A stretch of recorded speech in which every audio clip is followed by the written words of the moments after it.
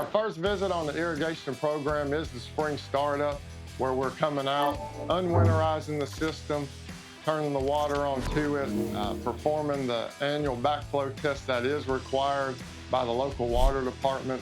After performing the backflow test, we go to the control panel and we check all the settings to make sure they're right and that there is a proper watering schedule in place. After checking the control panel, we run the system, making sure every zone is working properly and that there are no leaks across the irrigation system. While it's running, we do check every rotor and every spray head.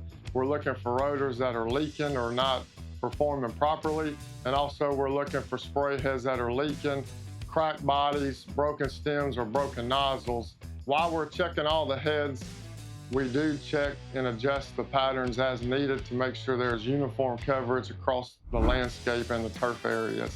So our irrigation program starts late March, so be sure you're on the program sometime in February to March to where you receive all three of our visits throughout the year: the startup, midsummer inspection, and the winterization. Call today to get your system added to our irrigation program so we can come in the spring and get everything started up for you.